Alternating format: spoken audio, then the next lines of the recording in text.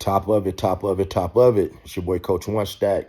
And man, ish is getting deep around here, man. Your boy Diddy is about to get this, man. Your boy Diddy is about to get this young thug treatment. Man, I'm talking about the judge in this Diddy case is man, he's putting up all kind of roadblocks for Diddy to where, man, he ain't even gonna be able to really go to the appeal board like he need to. And see, guys, you already should have known that something was up when he would not let this man up out of jail and give him bail just for basically all in a nutshell, transporting two male prostitutes. God, they give people, man, those are pimp charges. They give people stuff like that, man, and man, they let people out of jail for that stuff every day, man, without bail. You understand what I'm saying? So they stacking the deck against Diddy. So let me tell you what the judge is doing, man. Y'all listen to me real close.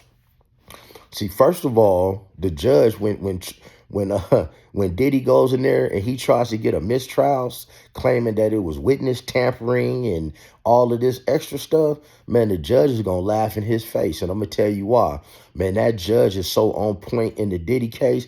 Man, he kept everything under wraps, like especially the jury, their homes, they're them being escorted back and forth to the courtroom, gag orders, and the gag orders when you can't talk about what happens in court, even down to the monitors that they had to watch stuff on. See, the judge in this Diddy case, he's dotting his I's and he's crossing his T's. And what he has done is he has told the prosecutor and the defense attorney that they need to find it was either 3 or 5 cases. I believe it was 5 similar cases, right? That with the similar circumstances to find out what they've been sentenced to, and this is supposedly how he's going to sentence him. But understand, what Diddy has going on carries 2 10-year sentences, and they could run it bow-legged, which means they running them back to back, which means Diddy could be getting 20 years, y'all. Which off of 10 years, you got to do, I think, 90% in the feds now. It used to be 85%. So that means, man, he could possibly be facing 18 years.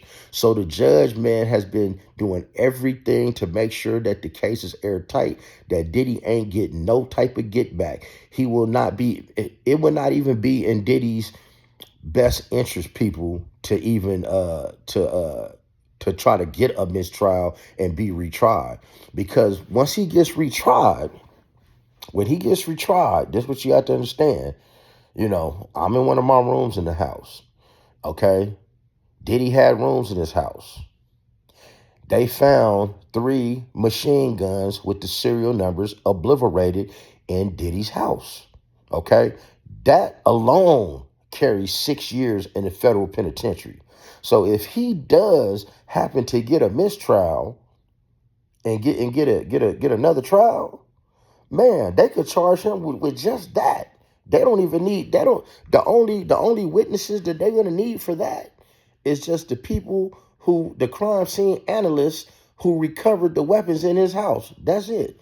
Because it was a search warrant that was it was a lawful search warrant, and they found the guns in his room. So that means nobody's gonna have to get up there and testify, but the crime scene analysts that hit those guns up and put them in evidence. Because when you get stuff in evidence, the only people that can open them up are the people that sealed it in evidence, and they're gonna call them to court, and they're gonna have to open up those bags so they can see those weapons. But see, Diddy think he's a little bit slicker than the average bear, with his money. And another thing that he don't realize is by if he does get another trial, man, you still got all these little kids on the civil side. Like, you have children on this civil side that are still suing you. So you notice they don't even talk about his civil stuff anymore, because he's paying out the ass. Best believe a lot of those civil lawsuits are getting settled out of court, or else you would be hearing about it. That means that his money is dwindling and dwindling and dwindling away. And y'all gonna say to me, well, Coach One Stack, man, he's suing for $100 million defamation of character. Man, that shit don't matter.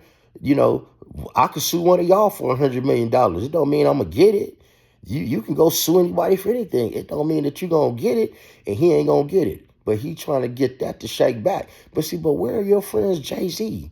Where's all them black billionaires at? Y'all remember that video? Remember they was at the house in the Hamptons and he was talking about, oh yeah, we black billionaires, baby, we can't be stopped. Where's DJ Khaled at? Where's all these people at, bro? Where your boyfriend French Montana at?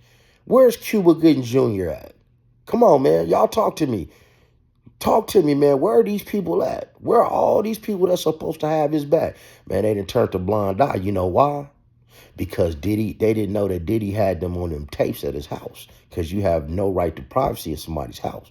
But yeah, guys, it would not be in Diddy's interest to go get a retrial. If I was him, I would not do it. But hey, this is just Coach One Stack, man, tapping in with y'all, man. The judge is very thorough in this case, extremely thorough. Diddy has tried everything to get released from custody. Now, to be honest with you, to keep it a buck with you, the one way that he could actually probably get out of jail like early, I mean, it really wouldn't make any difference because, you know, he gets sentenced at the beginning of next month. If he was to come out and talk about his STD status, you know, because with his STD status, he could like have a mercy plea basically saying, hey, I'm not getting the right type of treatment for my apparent HIV status and other STD status, you know, per other rappers or per other people in the industry, you know, that he's not getting the proper care. And under HIPAA laws, they can't even talk about that stuff anyway, but he can talk about his own stuff. So this is why, you know, they say that he looks very frail. He looks like a shell of himself because he's not getting the proper medication. And now without the drugs in your body, see, a lot of time, man, drugs suppresses like diseases in your body. They lay dormant in your body. Certain things lay dormant. And see, if he's on that, I forgot what kind of medication that is that keeps you undetectable. They're not giving you that in jail, bruh. Like that whatever that pill is that people can take to be undetectable from HIV or to keep from passing HIV on, he's not getting that in jail. That's like an exotic medication. That's like you sitting in jail getting a Roxy 30. It ain't gonna happen. This is why he's a shell of himself. But if he was to really come out and tell the truth and just about what's going on with his health, man, they would probably give him a mercy plea. Look how many people they let out of jail during COVID because they were sick.